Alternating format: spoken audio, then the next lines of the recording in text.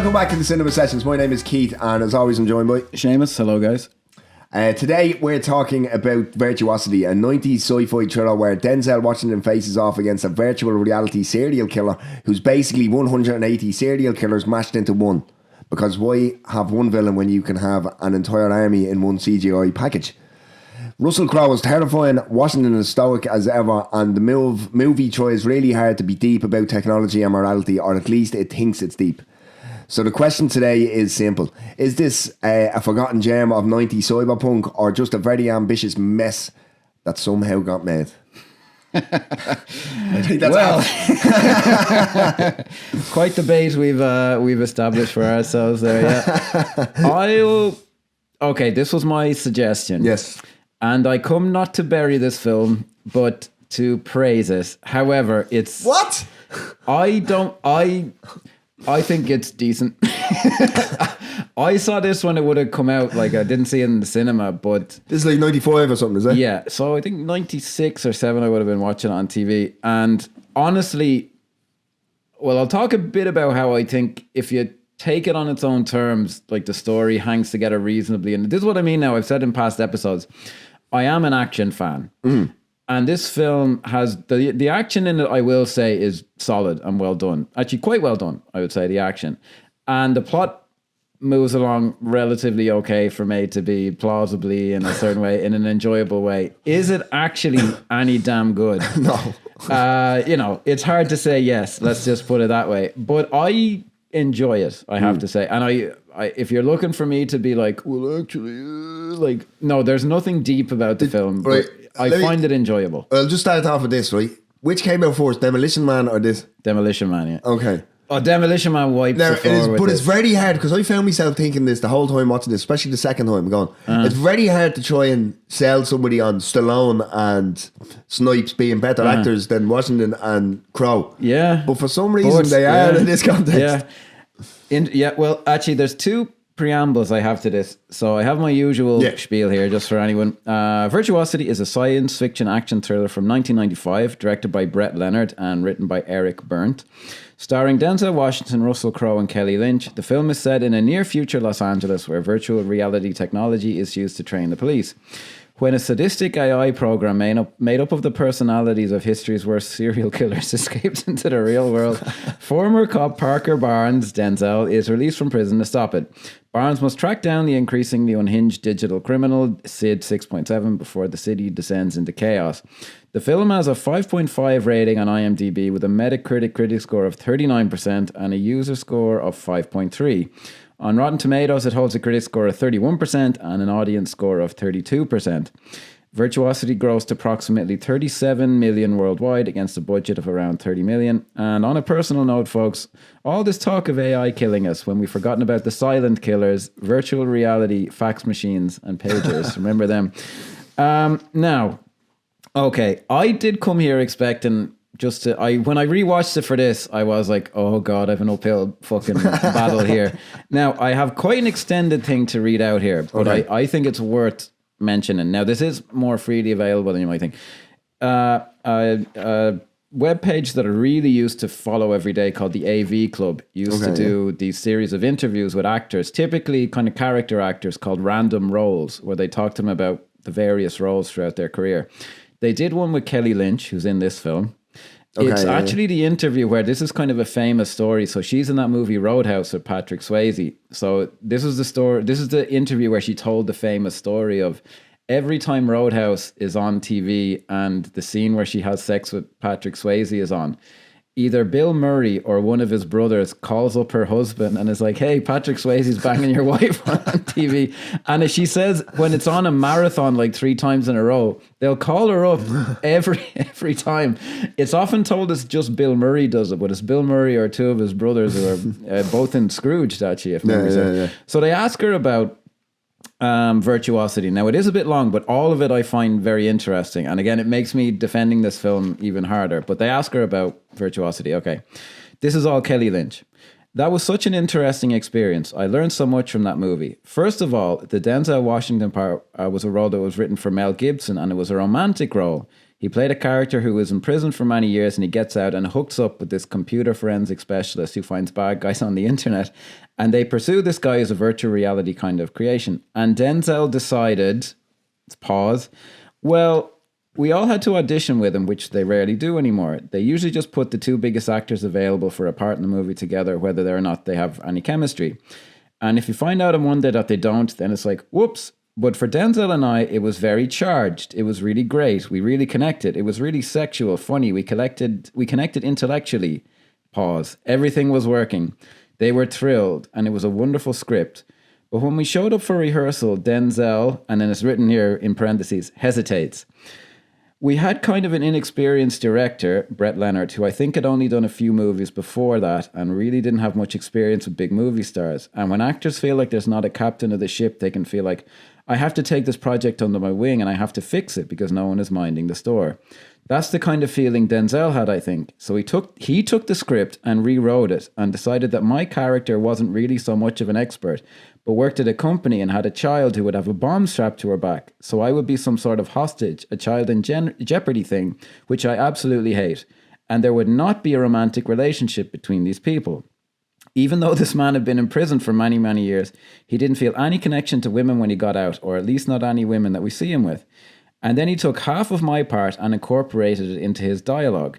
That was kind of the beginning of the end. I mean, the whole script just unraveled. I was very nice, though. I said, Denzel, what is it? Why don't you believe that the man you're playing couldn't be attracted to me? I mean, it wasn't a cheesy love story. It was actually really well written and moving. I have to jump out of him, slightly skeptical of that. And he said, this is something. And he said, you know what, Kelly? I hate to say it, but white men bring women to movies and they don't want to watch a black man with their woman. I was like, what? No, really? He said, no, I'm sorry, but that's truly what it is. That's what the audience is. I think somebody said it. Yeah. I'm like, but what about The Bodyguard? That was a huge hit movie. Well, that's different. That's a white man. It's different. I said, so that's your main motivative factor on this? He said, yes. So the love story wasn't a love story anymore. So I said, okay, I'll skip that bit. That's not really. Some guy called up a radio show and he said all this and she was like, no, that's right. But she didn't comment. But it made me very sad, not only as an actress, because it totally turned the movie into a piece of crap, but I get that Denzel got a little bit afraid of everything, and I'm sure he believed what he was saying, although I think he's wrong. I think that people go to movies because they think they're good movies, or they don't go to them because they think they're bad. I just don't come from that place. And if that's what people think, then I don't want to make movies for them. I'm on Kelly Lynch's side there. So it was a really weird experience. There's a bit of naivete in there though as well. But I learned a lot. And then she talks about, I won't go into this because I've been reading long enough. She talks about Russell Crowe, who went very method, and then she does kind of go at a certain point. Oh, he kept like decorating my trailer. He was kind of cool, but then at a moment she says, oh, went a little too far sometimes. I don't know if he went quite Jared Leto on fucking Suicide Squad or whatever. Yeah, sending bleeding dead hamsters to people. Yeah, now this... that surprises me. Yeah, not Denzel's issue, not what Denzel's point, because he would strike me as one of them type of people. There's moments in this where, and I see it in some of his other, you can always tell when he does kind of like the in-between movies. I see a lot of commonalities in his characters. They tend to dominate people, and that's what his character does in this. So I was like, oh, Jesus.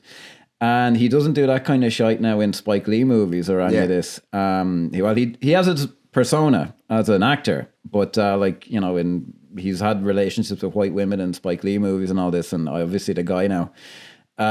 The guy who directed this, Brett Leonard, he did Lawnmower Man. So he was all in he doubled down on the old virtual reality thing, man. So I can just kind of see him coming in and dominate. And I'll tell this very quickly, that I heard 3 stories about him on the set of Gladiator 2, all of which I believe, but I'll just tell the kind of nicest one because I don't want to get someone in trouble. Now, this was related to me third hand, but the guy who told me it says, I know the person who was there and I believe him. So they were doing a scene on backs of chariots or something through the streets of Malta or something for Gladiator 2, and Denzel's on the back. And like they're just doing like a cutaway scene of like, them arriving or whatever. Doesn't he play some Roman patriarch or something like that? And he apparently signals to the stuntman like driving the chariot, stop. in the middle of this scene, it's just them going, and he walks into the crowd of all the onlookers, picks up a random child from the crowd, holds him up above his head and goes, "Behold the Son of God." He just did it for no reason, like for the crack. Like, this guy's a fucking lunatic. Like, what's he fucking playing? He's a true thespian. Yeah, he's very into his character and all this. We'll go into maybe there's scenes later on that I'm like, even today I've seen him in or to this day I've seen him in movies do kind of the same thing. Yeah, very surprised. It was obviously a very different kind of a film because her character, when you really think about it now after reading that, you're like, yeah, what does she do exactly? What is than her just purpose? accompanying him? Yeah, and he never stories. seems to take her seriously and all this. So I found that very, very interesting. It's like, well, so I mean, we may as well just jump in, right? So obviously, it jumps into. I kind of get the whole. I get what he's trying to say here about people just monotonous going through the subway. They're all wearing the same clothes. They're going through. Do you know what I mean? And then we see the ridiculous uniforms. Denzel. They're wearing really weird like leather. Now, I mean, the only thing one can only think that's because they need to be the complete opposite. They need to stand completely out compared to the rest of them. Yeah, I have to say now, if you look at it as kind of an ironic kind of detachment kind of a way, like it did look.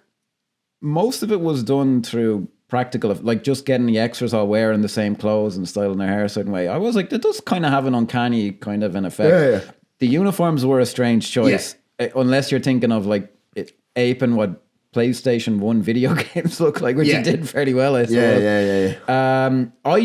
The reason I liked this scene when I was younger is as simple as they were carrying fully automatic Berettas and a bunch of people got shot and there were good squibs. And that's all I liked. That was enough for me. I may have missed something here, but right, so they jump off the subway. Yeah. And they have that dialogue of, "Oh, we look so different," or whatever it is that they say, right? Can't believe we look so different. Yeah.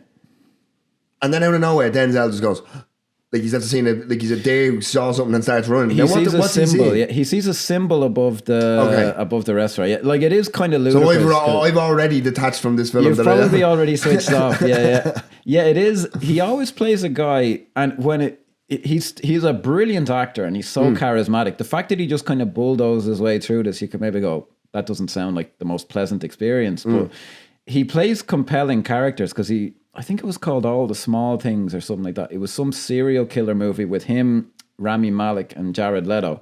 And he essentially plays the same character. He's kind of this guy who like has very cursory interactions with people. And then he's the detective who sees beyond and all that. He plays the same character in this. Like, he's the smart one. He's the one who figures everything out. And he does it very well. Right, he does that quite a lot. Like, that's it. Right, like in Training Day is like the ultimate example. Like he just dominates every scene that he's in, and like he's brilliant at it. So why the fuck not? You know, if I were the character, if I was Kelly Lynch, I'd be like kind of annoyed at it. But I doubt he really did the same thing to Kelly Lynch that he did to he certainly didn't do the same thing to Ethan Hawke as he did to Kelly Lynch. Like there's probably a bit more. Well, that was shoot a woman. I think that was Training Day as well. I think was one he took very seriously. Whereas with this, I got the feeling he's like, well, I wasn't offered, and I just did Glory, and I'm doing something else next week, so I'm fuck this, like, you know. But yeah, it's clearly something he didn't take super seriously. I can't imagine anybody walked into this going, "This will be my magnum opus." No. Except that your man, Leonard. I watched fucking Lawnmower Man last year, and it is hilarious. It actually isn't.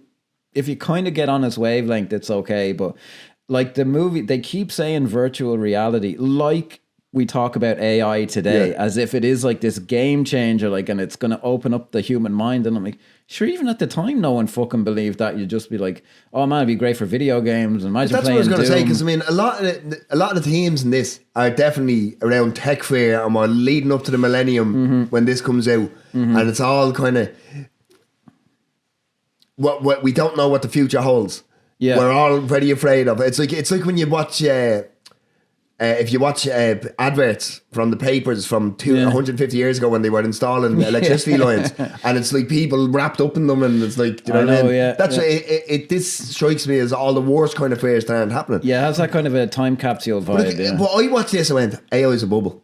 It's a fucking bubble. Do you know what I mean? It could well prove. I'm starting to see a lot more backlash about it now. I mean, time will like for all I know, like we'll be listening back to like all the podcasts. For all I know, we've been hooked up to ChatGPT for the past 6 months, and we haven't made a podcast whatsoever. We're already in the fucking matrix. Yeah, who knows? But I did just in this one. There's a lot less of it actually. Now the finished product is just. If you take it at its best sense, just kind of a badass kind of a thriller with an interesting villain in it. I do like Russell Crowe in this. Yeah, I do think he's legitimate. Again, he's carried by his charisma. You can tell that Brett Leonard's probably a weak director because he kind of doesn't. If you watch Russell Crowe, because basically what happens, they run through the subway platform, they end up in this sushi restaurant, and at this stage, for anybody who hasn't seen it, which I hadn't before watching this, I'm like. And then he just starts shooting the sushi chef. He just starts shooting the place. And it's like, okay. But then I quickly copped on to what was going on. Well, this is a simulation. Like, this is some form of... Yeah, when I say now, the film in its premise doesn't make any sense. But the nuts and bolts of like how people act in different scenes, I'm like, okay. See, the thing is, but what I was going to say about Russell Crowe there is, now this could be just purely... Because, I mean, he's obviously a young actor. He's probably just off the boat from Neighbours or whatever it is, whichever Australian show he came from. I'd never seen it, but apparently Romper Stomper was a big, like where he plays a skinhead or something. See, big but you can hear his accent is really forcing its way through in the first couple of scenes of this. But it kind of fixes itself. It kind of fixes itself as it gets on. Like, he was having a great fucking... It was a very out there performance for... And he is obviously someone with a strong personality, but...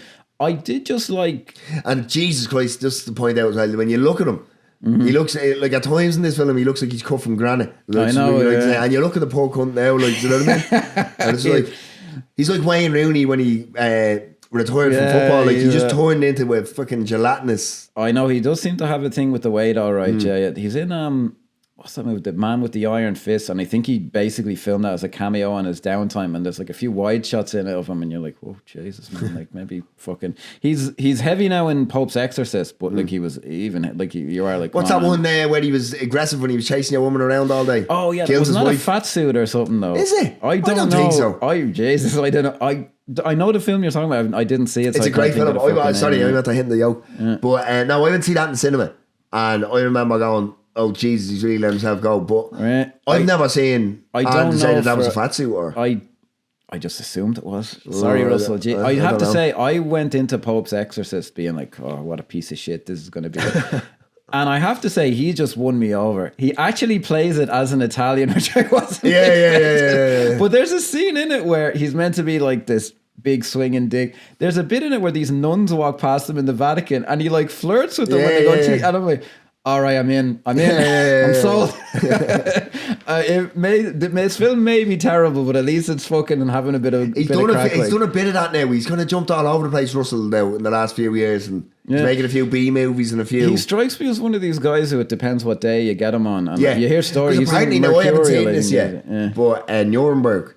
It's meant to be fantastic, and he's meant to be brilliant in it. Okay. Now I haven't seen it yet. Yeah. But I believe it's just out on digital now. Okay, I might track that. Yeah, look, the guy is a great actor. It's a great cast. Rami Malek, Michael Shannon. Yeah, he's a great actor also, whatever you can say about, some inconsistencies in the quality of his projects. But I just like it. Well, there's actually a scene later on where I'm like, if you look at the caliber of actors in this scene, it's amazing. But like, I just enjoy, he's out there, he's a villain in an action. I just take this as a fairly straightforward action movie with some kind of silly kind of affectations to it. I just think the action here is pretty good. I just like the way, it's just a straightforward scene where the cops are looking for a criminal. I like the way Denzel plays it. I just find it on the surface very amusing, and I don't dig on after that. And I do just like, I thought the action in this was very well done, I have to say. So Brett, and I don't know how much of that is Brett Leonard, because there's no real action in Lawnmower Man that I can remember, and he hasn't done much since. But I find the action in this very solid, and I did just like how he just shoots through the sushi chef. I did find all the VR stuff very silly. Although the rig they had was for a silly B movie, somewhat kind plausible. Of okay. Yeah, you could imagine it like. Because I mean, when you look at VR headsets now, comparatively, but they are essentially the same thing. Like when my son puts his VR headset on, it's essentially the same mechanics. It's just obviously on a bigger scale and something like this. Yeah, they're on like a rig where they're kind of moving on. The the other guy in the scene with him is Kostas Mandylor, who Costas I recognize. Mandylor? Yeah. Is that Costas Mandylor from Saw? That's the guy, yeah. Is it? Yeah, I didn't even recognise him. I am not a Saw aficionado. And he's also but Sex and the City. yeah, I've seen him in, I don't know, because it happened to me with another guy in this movie, and I'm like, when I saw him in this, I was like, I fucking know that guy, but then I'm like, do I know him from this? Yeah, I'm just kind of remembered it. He has a very distinctive face. Yeah, he's he a very does, yeah. kind of like, I don't know. He was just recently here at some sort of horror-con or something. Yeah, His name, he sounds like he's Greek or something, but he's a very like kind of southern Italian. Is that the way? Is that the north? No, north are the blondie ones in there. He has a very distinctive look, kind of a good looking guy. So it turns out that he's a criminal. So him and Denzel are both basically criminals who are hooked up to this thing as a test. And Denzel used to be a cop. And then the amazing, I'm blank, William Forsythe plays like some kind of guy. he's some kind of a cop who's mates with Denzel, basically. And I love him to bits. He's very good in everything. He can go really over the top and nuts, or he can play it like this, where he basically plays the same character in The Rock, which is nearly the same year. Yeah. But just great value for money. This is what I mean. Like the film's kind of saved by some of the craft elements and the quality of actors. Yes, because I know. I don't know if it was the last week's podcast from Dustin Law, but we spoke about William Fichtner. Yeah, he pops up as well. He's in this. Very young looking Fichtner now. But. On the trivia for this, it said William Fichtner said that 80% of his scenes were cut or something. And I've broke me back looking for that interview. Couldn't find it, but I adore William Fichtner. He's great. Him, Louise Fletcher from fucking One Flew Over the Cuckoo's Nest. William Forsythe, Denzel Washington in the one scene. Benny from The Mummy. Yeah. I can't remember his name. Brendan O'Connor. Is that his name? That's his name. Or Kevin O'Connor. Kevin O'Connor. Brendan was far too Irish, but it's Kevin O'Connor. Yeah, he doesn't play his ethnicity in The Mummy. No, I don't know what ethnicity he is, but it's some kind of it's non-waspy, whatever he really is. But they're all, and I did like I did genuinely find this character interesting. The scientist guy who's like the head VR guy. He's played by a guy called Steven Spinella, and I find that a really interesting like sideline kind of character. I'm like, I don't know, what is your read on him? I am like, is he meant to be gay and in love with Sid, or is he just like so in love with, I didn't necessarily get that vibe off of it, but I was like, is he supposed to be in love with him? Is he in fear of him? He's in fear of him. That's the vibe I got. But he does seem to be very like attached to him in a cult kind of cultist kind of way. I suppose we can, just the conversation that they have. Because what happens here is Costas Mandylor's character dies. Yeah. So they're going to shut it down. They're like, this is for cops to train and not be endangered and yada yada yada. Oh yeah, and there's something of like Sid had altered the whatever. Yeah, because he gets electrocuted. Yeah, and he doesn't have that in his. He's not meant to have that in his weapons arsenal. Yeah, or weapons and again, cache. Denzel points that out because he's like, the big guy in the I room. know all this. Yeah, and it's like, but look. It's effective. It might be an ego thing, but he's fucking so good at playing it. Like, yeah. Anyway, like, it's not supposed to be in his profile. And you just, okay, yeah. This is where the film attempts, in its writing at least, to be this kind of philosophical fucking, well, when I think of God and this, that, and the other thing, like, and it's like, oh yeah. And this is just tired. I just took it as that scene where he's like, he goes, in my world, God has no balls. And I'm like, nice. Yeah. But see, the thing is, but if I'm being kind to the film, that's Sid manipulating him to make sure that he gets him out. There's a way to get me out of here. Get me out of here, like, and that kind of, okay. I think it is just the guy Steven Smith is a good actor, and he is just basically been told, here, look, this is the story, make it work, and he plays it. I think, like, what's Sid going to do to him? He's locked in a fucking thing, but he still has his hold on him, and I do find that interesting. I find that just like I won't say I find it hugely compelling, but I'm like, oh, interesting. And the film has a few little touches like that I do like. Then we get into a pure ego movie star thing where Denzel's brought back to prison, and I always like those kind of touches of the background. So he's scanned and he has like a prosthetic arm. Yeah. And there's just a scene where he beats up a white supremacist guy. Why does he have to be a white supremacist? Like? So that means that Costas Mandylor was a white supremacist. Yeah, I was kind of like, that's a bit odd. You took him along on your fucking joyride. But again, he's just so good, Denzel. He's like, I'm not going nowhere. Yeah, I'm right here. And I'm like, fuck yeah. Like, it is just, he just makes it work by sheer force of personality. Can I just point out that you look like... Indiana Jones. Please do. I was going for that guy. I was going for that look. I'm sorry. I've been sitting there going, "What does he look like?" Turn on the video, folks, and you see. Do you agree or disagree? Okay. Yeah, I do. So I got the bomber jacket on and my khakis and all this. Get your whip now. Yeah, maybe there's someone in the movie dressed like this, and there's some kind of. I don't think there is. But let's just hope there's a tie-in. And I think. We go to here where he's using the chalk, and that struck me again as a Denzel Washington. You should ask for chalk. He's a creative guy, or something like that. That struck me as like that was something that the cameras are here. Let's do something here, because that doesn't strike me as it's needed. Like, because now I know understood that his wife and his daughter has been killed and everything. Like, I get that, but do I really need to see him fucking cheek to the ground? Like, yeah, that just struck me as something he was. And there's a few kind of weird. Oh, he's a deep soul. Yeah, that's what he's going for. Yeah, and it is weird. Like, you'd be like, I wanted this guy to be deep, and you're like, right. Now the really bad version would be he soliloquizes or something. But I'm like, between that and him having chalk, I'm like, well, I guess that's more interesting choices. So then I think pretty quick we go into the guy Stephen Spinella, whose character name I can't remember, but he's the evil guy who created Sid, or he's not even evil, but he's just like corrupted by him, or he's obviously a bit weird, like, as a guy. This is what I mean. Like, the film is. He's your next door neighbor now in 2025 when we all have fucking 2026. I know. We Yeah, all have Jesus AI in our Christ. pockets. Like, yeah, do you know what I mean? Fuck me. We're all hooked up to the orgasmatron or whatever.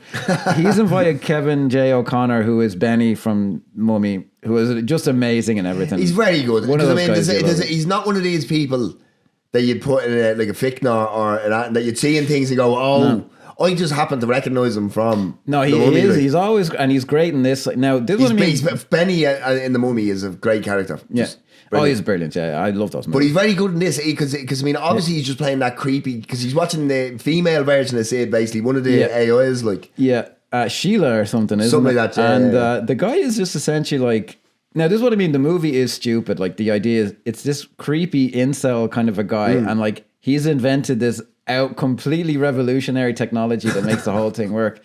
But on its own terms, as a stupid action movie, as a B movie, like, that's fine. Like, I don't have a problem with this. Like, if the movie were actually trying to say something, I'd be like, oh, come on. But the movie is actually trying to say something. I don't even notice that it is. I know. Fucking Lawnmower Man, you are like, whoa, man, what the fuck? Virtual reality. Whereas with this, I'm like, so the guy basically says, hey, if you use your technology, she'll be alive, and without saying it, you can fuck her. And the guy's like, yeah, sounds good. He immediately just says, yeah, okay. Yeah, sounds good.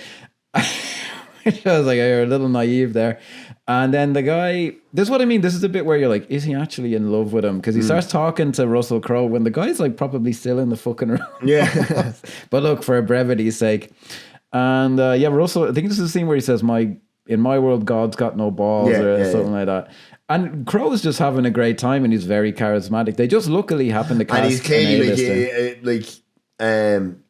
the Sheila character and all. He's just using her as like his plaything in the VR or whatever. Yeah, you can get away with it because it's not real. I know. Yeah, that was. I did find that kind of.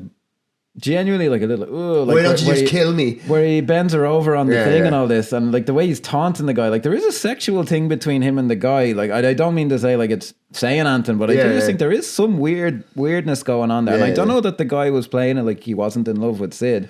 And Sid obviously wouldn't enter into his mind. See, the thing is, Sheila then turns around to him just as he's about to switch out the thing, and she goes, "Why don't you just kill me?" And you can see that Stephen Spinella actually takes happiness in then killing her. Yeah, that's the thing. It's like killing the harlot. Do you know what I mean? So he can. The question is, is that we'd be going too deep with it, but like, is it a gay thing and he's like getting rid of the object of his affection, or is it like, does he just hate women? Is he just an incel? And he's Sid's his Andrew Tate figure. Oh, fuck me. That's actually too nice of a comparison for Andrew fucking Tate. Anyway, moving along. So he lost a fight since the last time I saw him. I know, so you'll be happy with that. Yeah, fuck me. It's a great time to be alive. Well, so then I did find, so they used the thing to build, somehow this thing, it's just a magic kind of a thing, like unobtainium, whatever. They connect this to Sid's like memory chip or whatever, and it builds him. And he actually comes out of like an alien like egg or sack something thing, like that, yeah, which I yeah. thought even for a movie this stupid was like, that's a bit fucking thick now. Yeah, like short, because it was actually pretty cool when it first opens and it's just smoke and you can just see the silhouette of a body. Yeah, when he comes out, but that's actually kind of cool. But when yeah. he gets out and all the smoke dissipates, Yeah. that's when I go, oh, for fuck's sake. Should have kept the smoke here, yeah. Yeah, just because it's actually a really cool visual with Yeah. the smoke and it's just a silhouette of the body with the lights flashing in the background. And then it's just like rubber suited, the clay face, the thing type. Yeah, and Kevin O'Connor's very optimistic if he thinks that's going to turn into a sexy. He's like, Sheila? It's like, well, maybe it was just a mistake because it's just Sid, like it's just a man. And he's like, Sheila. And I'm like, what, you fucking blind? It's Russell Crowe.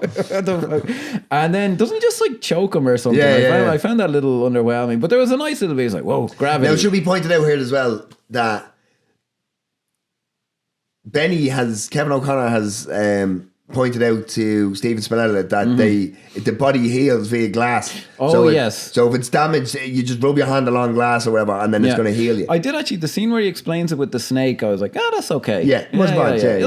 Like the effects are shockingly bad. Like, I something on the IMDb was this came out around the same time as Jurassic Park, but because of the method it's used, it's actually pretty sophisticated. And I'm like, yes, it doesn't look very good though. It's like fractals or I don't know. So then I think we're back, and so we're with Denzel Washington in I think pretty soon. Yeah, sorry. There's an interview with him and Kelly Lynch where he just refuses to be psychoanalyzed, basically, and she's trying her best. This is what I mean. Like, she's very ineffectual, presumably just because of the rewrites, in the basically. corner. Yeah, and he is just like very aggressive. Like there's a scene, it reminded me of a scene in that one. I can't remember it's got like All the Little Things or something like that with him and Rami Malek.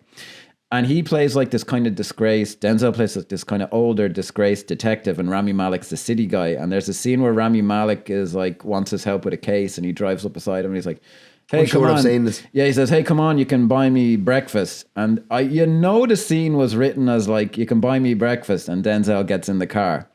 But as it's played out, Rami Malek goes, here, come on, you can buy me breakfast. And Denzel's like, I'll buy you breakfast. And he's like, okay, I'll buy you breakfast. And I'm like, you just know that was Denzel Washington going like, no, my character wouldn't stand for that. No, he would. He's meant to be like kind of beaten down by life, and he's like, well, I'll get in the car, but ultimately you'll buy my or something. But he just was like, no, I don't think so. And it just was like, no, you can open up to her in this scene. No, I don't think so. And in his defense, he can play the character that would open up in a very compelling way, and it works to the detriment of the other people in the scene, but very good. So then Sid has gotten out, and I always, even when I was a young fella, when I was watching this, I was like, he just off-screen murders some people in a house, and they have guns, even though they're not said to be like police or like they have holsters. You don't even see the corpses, like you just see the holsters that are empty. And like immediately they're just like, let Denzel Washington out. He could find him in the video game or whatever. They have some of the, like Louise Fletcher, an Oscar-winning actress, in this scene. And actually, initially in the scene, she's like, we'll let you out of prison and we'll give you a full pardon if you find him. And Denzel's like, nah. And I'm like, come on, like you just say yes. Too much, exactly. For fuck's sake. Yeah, fucking sign me up. Yeah. But like it is the refusal of the call. I did always find that really weird, that murder though, because it's completely off screen. And, you don't see it at all. Yeah, and at this stage, we don't even actually know that they know. It's just, it's kind of mid-scene where they go, oh, we found this at this. It is completely off screen that they figure out that it's Sid and that the scientist has gone missing and all this. But then, this is what I mean. Like Denzel, he shows up at the scene and he's like, just the way he's looking at things, you're like, yeah, he knows what's up. What the fuck? It's just the way he's looking at things. Who am I to question Denzel? Again, he's just really, really good at that kind of thing. And Kelly Lynch is completely just useless. in the background. Standing if it ever sounds like I'm not knocking her, I'm absolutely not. But so then there's they find that he's being tracked, so they have the tracker in his neck and all this, and I gotta be let loose. They give him a gun. Why wouldn't you? So I mean, all the Suicide Squad it is the USA, you know. It is the USA, I suppose. Hands off Venezuela. Yeah, they gave him a Sig Sauer, I believe. At the time, I would have been like, "Oh, it's a Sig Sauer, nice." Yeah, and there's a laser sight on it, nice. Which is still what I like about the movie. It's just the action scenes in it and the ABC of it. There is a scene then where Sid's kind of going around like fucking doing his thing, but there's a scene the one scene where Denzel like has a genuine connection with someone. It's did you know it was Kaylee Cuoco or whoever you pronounce her name? No, but I saw this. Yeah. When I looked, when I watched the second time, when I watched the credits, I saw her name. But I didn't realise I've never seen Kaylee Cuoco of The Big Bang Theory. Yeah, fame. I've never seen that. And 8 Simple Rules for Dating My Daughter. If you're that way Really? inclined. And isn't she in something like called The Flight Attendant or something like that? Yes, and It's she like her also new had a show. film with Kevin Hart, The Wedding Ringer, which I think is quite good. Okay. Yeah, she was only like 10 years old in this or so. And it's the one scene where Denzel, you can see it's a bit of give and take, and he smiles at things that she says and all that, which I find someone pitched a no-hitter without a left hand or something. Yeah, like the way that. they talk about baseball, and like he actually forges like a genuine connection with her. Now, to Kelly Lynch's point, like if it were Mel Gibson, he'd be out of prison. They'd be like, "Hey, you wanna bang in the toilets?" Denzel just plays, and it does fit in with what happened with the backstory. I think well enough. He's just like someone who's shut down, and he's like, "Just stay out of my fucking way." Yeah. But it does make sense he'd open up to like a child. yeah, like the way like people who are socially awkward, like animals or whatever at parties and all this. And again, I find it. The way he kind of pulls, it's a nice little scene, like, you know, when she becomes back later on as kind of like the damsel in distress. But I was like, okay, so that's okay. You can, because a child's not going to steal the scene from you, or even if they do, sure, it's only one scene. But you other motherfuckers, stay out of my goddamn way. Yeah. Then we get into a scene I have absolutely no notes on, so completely plausible, and could still be in a movie today where Russell Crowe takes over the flashy disco. And what the fuck is going on here? Because what's his actual goal here? Because obviously it's during this that's where he gets the motivation to just make it bigger and better and beyond camera. Yeah, but Jordan is he trying to? He's trying to make an symphony orchestra of screaming. But I think they must have realized either in post-production, actually we can't make just screams sound like music, so it ultimately just ends up playing music on that futuristic kind of David Cronenberg. So he shows up at a nightclub because there's a bunch of cameras there, and he just decides, okay, he likes the attention or whatever. He is I saw a comment on some review I read of this where someone said, when I was really young and I saw this, I'd never seen a character that sadistic, and it kind of unnerved me. And there is something to that. Like, he is just someone who's like, fuck it, I'll just fuck with these people, you know? Yeah. As ludicrous as that nightclub is. No, 100%. But see, I kind of hear what you're saying about him being somebody saying that he's just sociopathic. He's just out to fuck around with people, yeah. I saw him as a cartoon character. I didn't see him as something to fear, if that makes sense. Yeah, I can see it very young even at the time. I just thought he was a kind of an interesting villain. That's all I thought of it. Apparently, Tracy Lords, do you know who she is? No. Was the DJ. I didn't know. There in the scene, she's in the opening scene of Blade. She's the vampire who takes the guy in. She's most famous for being a porn star in the 1980s who was underage for like 99% of the movies she did. She had a fake ID, and she was in all these movies when she was like 16 or 17. She was a huge scandal. Like, the whole fucking industry nearly got shut down. But then it turned out the ID she scammed them all with was like a legit government ID. So the government couldn't say, here, you fucking guys, where she fooled them as well. It's a big, interesting story. She had a kind of an attempt to make a legitimate acting career. I think she still kind of does. So, yeah, I just take it. That scene actually is, like,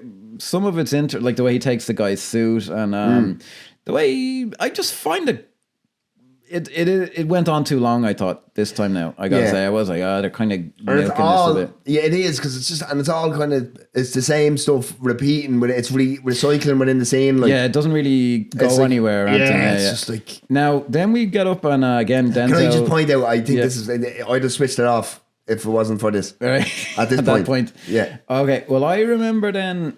What got me sitting up in my chair when I was a younger man was Denzel shows up. That one of them, like the old service school elevator. Yeah. He shows up. They seem to be everywhere in American apartments. I know, and these nightclubs have in these American movies, sensational.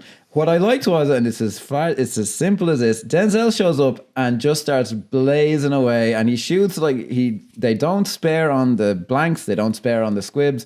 And I just found it to be kind of a well done action scene. It's not bad. Yeah. He's a good action actor, Denzel. But see, here's where it then fucks it all out the window for me, is when he goes, "Oh, I'm losing too much of myself," and like, it's like,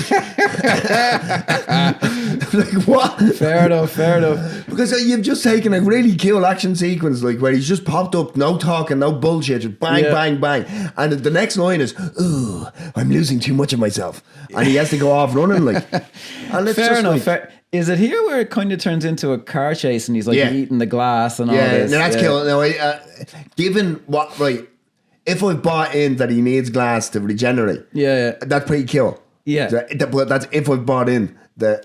Fair enough. That line, when you say that line bothers you, I'm like, I could take it or leave it. It doesn't bother me, but fair enough. I did like so. You have to understand. I'm at a point now where I would have switched it off. So now everything that probably doesn't bother you whatsoever from this point on is going to really get. Oh, interesting. Here we go. So Denzel's in the car with Kenny Lynch, and I do like the bit where he goes, hand me that crowd pleaser in the back. And they've not just given him a handgun, they've given him, I think it's called a Spas 12. This is all my memories of it, which is an automatic, semi-automatic or whatever, shotgun.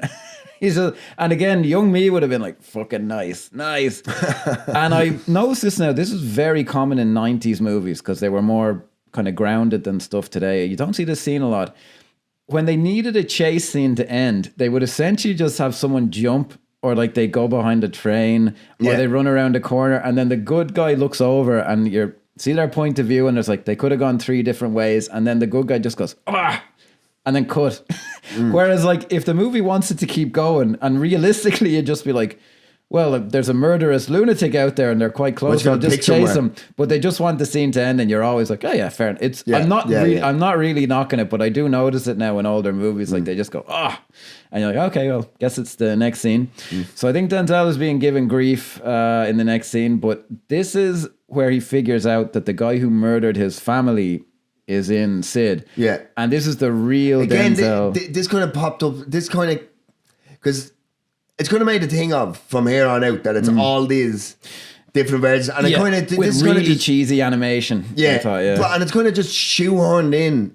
Because this seems like something that halfway through shooting they went, do you know what would be interesting actually? Yeah, do you know what I mean? I actually think it works. I think it's functional. I don't think it's bad. Even that it works. I don't.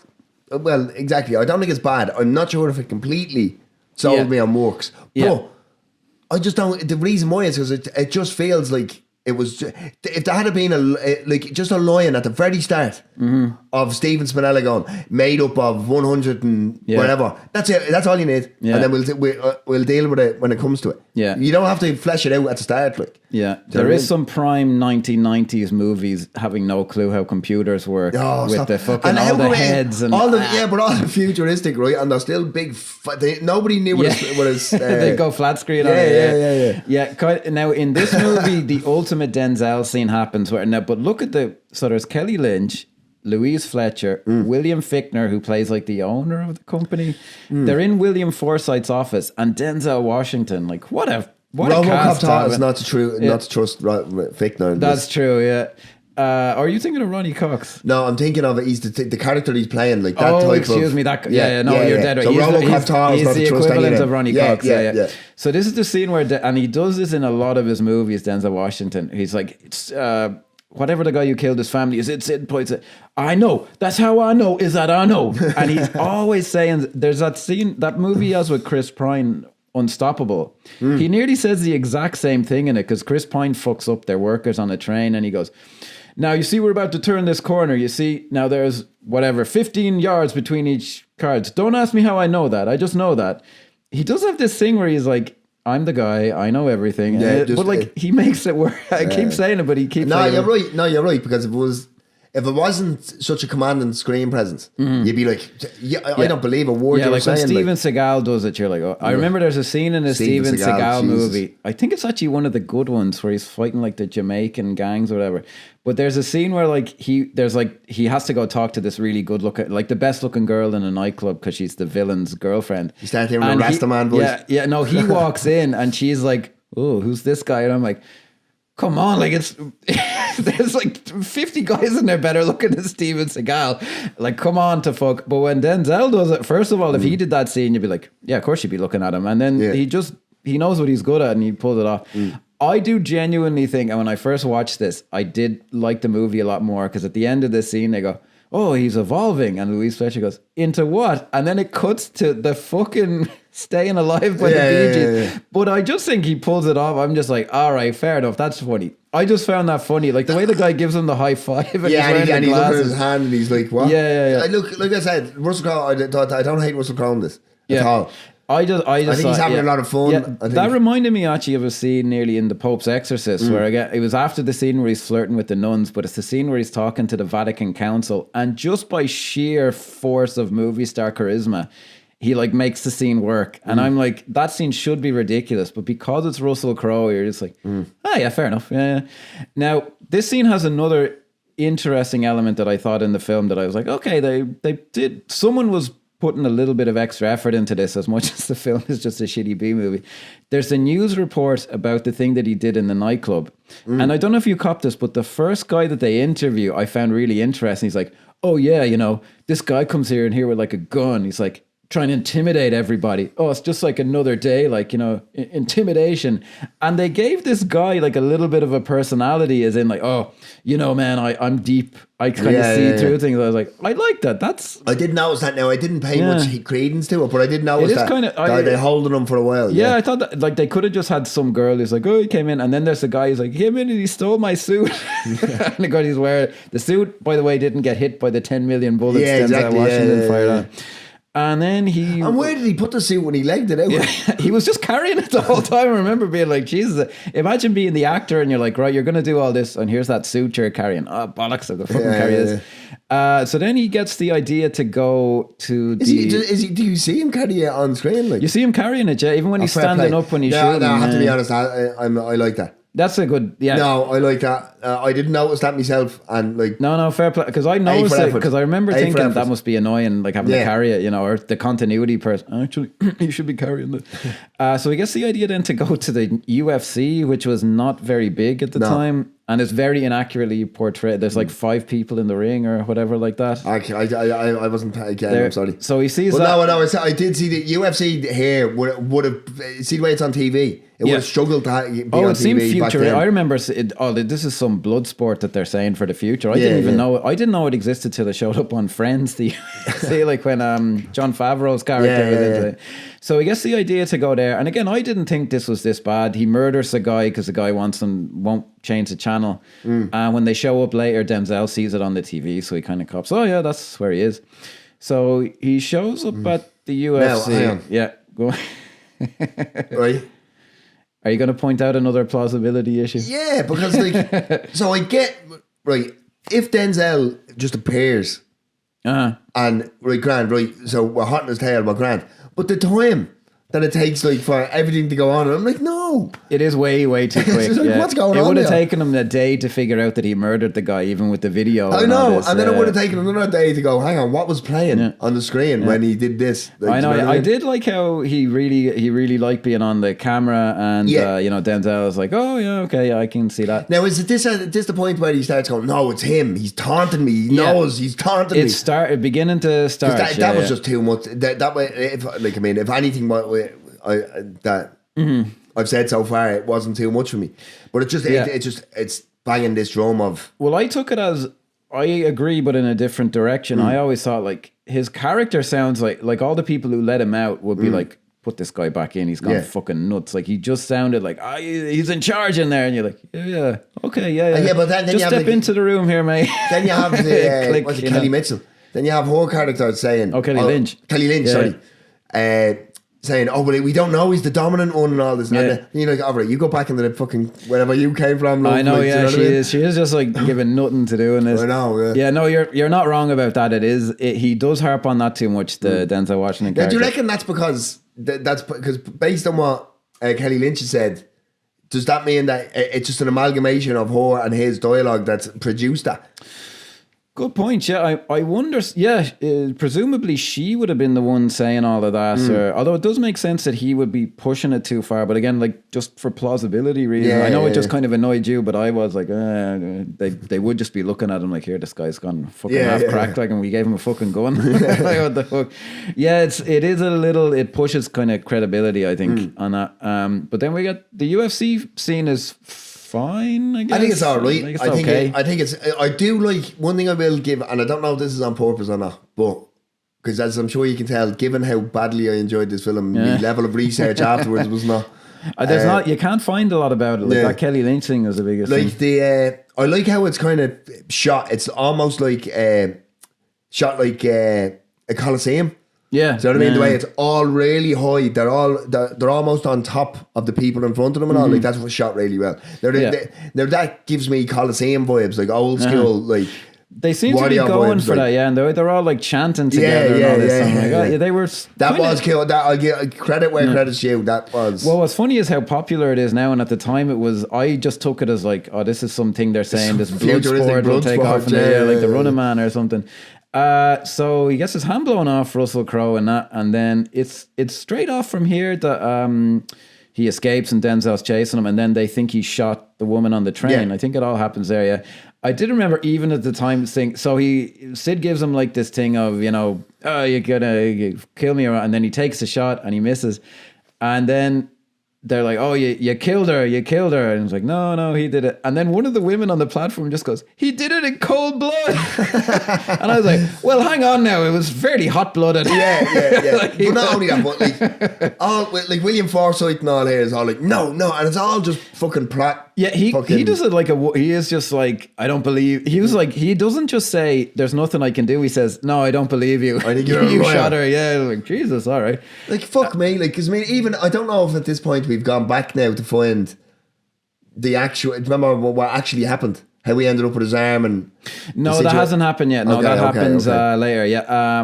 But yeah, they decide, okay, we're going to lock him up and... What me? In the back of the car, don't let me. And Kelly Lynch's like, no, I did kind of like the scene where she says, no, it was an exit wound, so he couldn't have shot her. And William Forsythe like, maybe she turned. And I am like, that's kind of what he would say, though. No, it isn't. I thought that was okay. Oh, it's like you'd go, holy shit, you're right. Quick, don't lock him up. This guy's out here in the run. I'm not going to die on this hill, but I remember going, okay, yeah. This is now where, so he's driving in the car, and this is where we get the flashback. Now, I remember when I was a young fella, I thought this flashback scene, I thought it was brilliant. Like, the guy, the terrorist guy, he just made my fucking blood boil, like he's this self-righteous prick. And just the way Denzel plays it, like, this is what I mean, like, some people are just, when you get a great actor who can also do action, like Charlize Theron, for example, in Fury Road. So he's there after, and he's so intense to get his fucking wife and child. And then it's a trick and it fucking blows him up and the guy thinks he's got him. And then the look on his face, like where he's the Terminator going after him with one arm and the one-handed kind of... I really think that's brilliant. No, it's all right, yeah. Yeah, it's not bad. I really... And then the way he acts... It's very plausible the way he kills the... Because they need a reason why they need a reason why he's in prison, because just killing the guy would be fine, but yeah, he kills that. I just thought when I was younger, now I'm not as affected by it, but I still look, but that's a very effective scene. It's carried by him being a great actor. And then somewhat cheesily, he was so phased out, he didn't notice that Sid had stopped the truck and murdered the two people. So the gunshots kind of melded one into the other. So Sid has decided to let him go, because Sid, it is all a game. And it's one of those, he's one of the more plausible villains in movies who it is a game, because he is just a video game character. 100%, because like that's one thing that is kind of, it's probably the only plot thread throughout that kind of whole shape from start to finish is this. He believes he is a virtual. It's a game. Yeah, he comes from a game. Why would the real one be any different to him? Like, yeah. Which again, it just works on its own terms. Is it like amazing filmmaking? Not really. But he lets him go and he tells him there's a thing in your neck that's going to kill you. And I think we're into like the last run of things now. Yeah, pretty much. But this is where the film, I think, is fine, but it does, like, you kind of run it. It's like there's just not a lot to discuss really with the rest of it. Like, it is just straight ahead. Then he lets him go, and then we see Kelly Lynch leaving home and Sid pull up, and you're like, oh, the daughter's in trouble here. He sets up, I found that really weird, the whole, like, this is going to be the biggest, like the biggest televised debate in history. And I'm like, although it's, again, to give the film some credit, the thing that everyone's watching is between some right-wing guy and some Native American guy. It looks like debating immigration.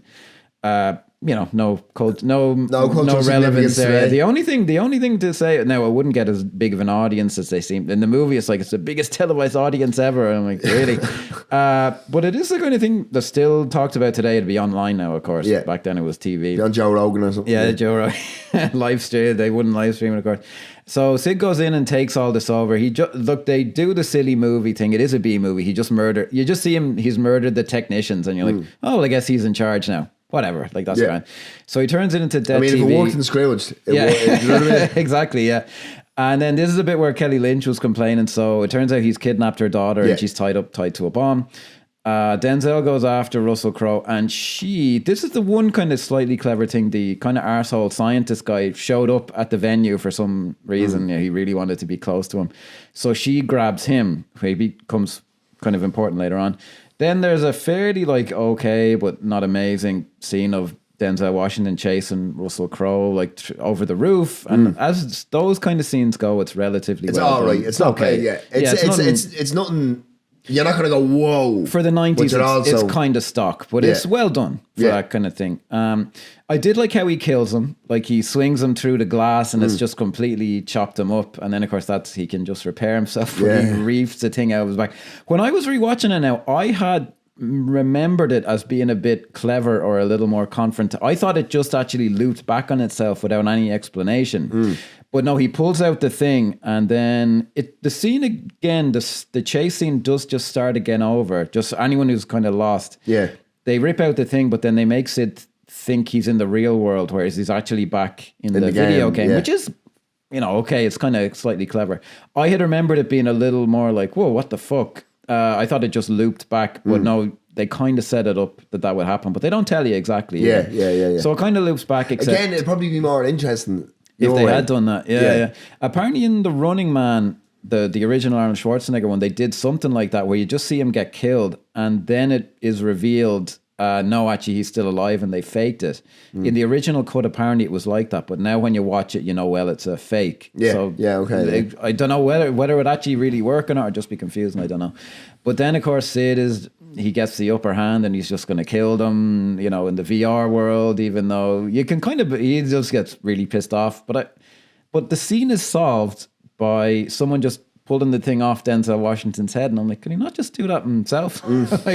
I was expecting no, you can't do that. It'll fry their brain or something. Doesn't happen like that at all. Because the evil scientist guy kills William Forsythe, which is a bit of a drag, I think. Yeah. And she just pulls him out of there, and then they kind of stomp on his head. No, that doesn't happen till the end. He doesn't throw it off till the end. So they just kind of get him out of there. Like, it's fine. There's some of the very silly Virtua Cop graphics. Now there's a deep cut. But no, I did. There was some. I didn't hate at the end of it where he had to. It's when okay. When he got back into he has to get into the water thing, and it's all been set up in a way that I've thought of everything. Yeah. Except. Oh yeah, sorry. The bomb diffusing scene is, for what it is, fairly. Except like the way he had kind of thought of everything, and then I thought it was nice that it just for no reason he pulls something out of his arm that forms a feedback loop. But I thought the way they revealed it was kind of clever, where you're like, oh fuck, he's right, and then it loops back, and like they're all good actors, and it works kind of well, and all this, and it's fine. And that's essentially, the end. So then he throws Sid's thing off the side, and, I don't even, we must see it smash or whatever. I don't even think it does it? I don't know that I kind of half remembered it kind of bouncing, but it must smash or something like that. I can't remember. But then what I find hilarious. Oh, no, a car drives over it. It does kind of bounce and the car drives over, yeah. God knows what would happen. Some fucking incel is down there with his laptop. What the fuck? But yeah, look, I won't say it like it's fine, but it's very stock 90s, like on top of a building and all this. What I found funny was he throws it down, and then it cuts to this pretty cool helicopter shot, and the music's like don't for like 20 seconds, and then it fades out, and then it's like, I've got faith. Like this sloppy ballad starts. And I'm like, what the fuck? I was kind of going out a bit G'd up there. See, Denzel had gone home at this stage. I know. So they went, let's soften it a bit more and play this music. Like, we'll give it a slightly romantic kind of a vibe. Yeah, look, I'm not going to sit here and tell anyone it's a hidden masterpiece of the 90s. But as an action film, I do just like action films. Would you watch this again? I would, yeah. Honestly, I bought this because I wanted to watch it for enjoyment, having remembered watching it. And when I rewatched it, I didn't watch it since I was like a teenager. And I was like, I didn't like it as much. I don't even know how much I really liked it back then, but I was like, look at this. See, because the thing is, right now, and I don't mean this to be funny or insulting or that. Yeah. But you were alive. You were a lot more conscious of things when this came out than I would have been. Yeah. So you were like, what's the future going to hold? Like, whereas by the time I would have came to this. Yeah, this is it's already dated. Yeah, big time. Yeah. Well, virtual reality was something, even at the time, I remember it not seeming like as plausible as like AI is to be something very game changing. But I did like the graphics and all this. You're like, oh, right, yeah, okay. Like you didn't love them, but you were like, okay, it's doing that. It's not the worst thing I've ever seen. But that is a very good point, yeah. Like this, I'd imagine it'd be hard for me to imagine younger people getting much, except for maybe people who are like, well, at least like the gunfights and all this are physically done. Yeah, and the car chases. Yeah. The action in this is solidly It's not bad, done. it's not bad. It's not bad. I just admire it as an action film, and I do like action. I'm like, the good guy's motivated, the bad guy, something interesting stuff about him, and it moves from A to B, and you're like, oh, you want him to stop the bad guy, and the bad guy's interested. That's how I appreciate it, and it has some interesting element. Maybe the original script was a masterpiece, or Kelly Lynch didn't go quite that far. But see, the thing is, would we be sitting here talking about it if it was the original? Probably not. Probably not. Well, Mel Gibson in a it doesn't fit Mel Gibson's mold, but then again, Denzel Washington plays and look, we all know Mel Gibson is a thing. Denzel Washington plays more intelligent than Mel Gibson, though. He plays it more cerebral. Like Mel Gibson, you think of Martin Riggs or whatever. It's not to say the guy's a dummy or he plays a dummy, but Denzel just seems like someone who's more going on. He seems like he'd kind of understand technology more than the characters Mel Gibson tends to play. So that would have been maybe a disaster. Or maybe they just would have put all that onto Kelly Lynch and he's just some guy who's like, I don't know, what the fuck? I don't fucking know, but I do know that Lawnmower Man is no fucking masterpiece, and Brett Leonard had his kind of run on that. And there's a sequel to that.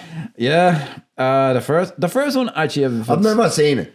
It's okay. Like, there's some interesting stuff in it, but they really do sell... They say virtual reality is like, the world of virtual reality, and it just sounds ludicrous now. It's like, well, that didn't pay off. Like, no, it doesn't. There's it's like you say, it's like Mark Zuckerberg trying to sell the metaverse. Yeah. Like now, like, you know what I mean? Yeah. No, the joke I made at the start about like fax machines, and there's a joke in it's a Jennifer Aniston Paul Rudd comedy where they go to live on this retreat, and there's a guy on it played by Justin Theroux actually, and he's like the alpha of the thing, and he's like, yeah, man, you know, you got to get away from all that, you know, where technology's taken over with your cell phones and your fax machines, and you're like, what? Like, it's just like, dude, he's been there so long. He's been there so long, it makes no sense. Like, the film kind of gives off that vibe of like, hey, fax machines, man. Who needs to communicate that quickly? Anyway, all right, granddad. So it's that one holdout who won't get an email. Like, exactly. You know what I mean? Yeah. That'd be a bridge too far, you know. Yeah, like the film does have that kind of vibe of like they're both. I find this entertaining, and Lawnmower Man is. I've made it sound worse than it probably is. Denzel Washington. Let's not insult our audience by pretending there's non-submersible units in this. To be fair, if you had to pick one, Russell Crowe's quite good. Russell Crowe, I remember how good the I just remember him really not skimping on the bullets in the action scenes. That's how shallow I am. Yeah. And Denzel does carry the film. Like, there's no question about it. Now 100%. He kind of fixed it that way, let's say. Star rating, Keith? 2. Oh. It's close to 1 as well. I just don't think it's that bad. But it's just teetering. I'm going to say 3, but when I said like 3. Yeah, I get you. Like, when I'm in the right mood, or I'm just like, I'd stick that on. That'd be as far as. Do you know what I'm really interested to see? Like, because I mean, so obviously clips are a big thing in regards TikTok and Instagram and all this, right? Yeah. I'd be interested to see how clips for this do.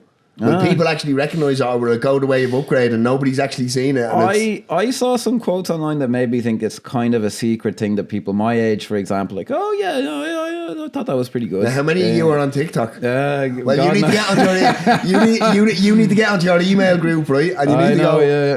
Facebook now, we're going to eat it up on Facebook. I fucking tell you, yeah. The boomer fucking app. Look, it's a. I don't know. We'll see now. I mean, it's not so. When I talk, it's not something that if you haven't seen it, I'd still recommend just have a look at it if you want. Like, it's entertaining if nothing else. Like, well, No. It does. It has a great cast. Like, there's no two ways about it. When I say it's entertaining, I don't mean it's entertaining. What I mean is you're not going to switch it off and go, I'll never get that time back type stuff. If nothing else, it will give you the thought process of, holy shit, like, why do we actually do this to ourselves when we're sitting there and watching things like, you know what I mean? Well, it is, and if nothing else, like, it's a bit of a time capsule as well. Yeah. And look, it is, it has a very good cast to me, kind of carry it. They don't elevate it, but they elevate really bad material to the point where it's a 3 out of 5 almost. For me. Let's say, yeah. And look, it's a young Russell Crowe having a great time. So pre-fame Russell Crowe, he hadn't even done LA Confidential by this stage. That's what really broke him. So, what do you think, guys? Seriously, are there secret fans of this, or is it like the worst film you've ever seen? Facebook brigade. Yeah, show up.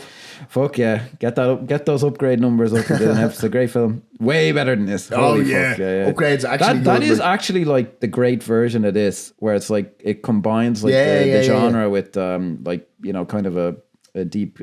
How that film will age now, that'd be interesting. Although this film was dated 4 years after it was made. Where the Upgrade still to me stands up. But anyway, now we're talking about Upgrade. Anyway, what do you think, guys? And what Russell Crowe film should we cover? What Louise Fletcher or William Fichtner film should we cover next? Yes. Be sure to like and subscribe. Thanks very much for listening, and see you on the next one. Cheers guys.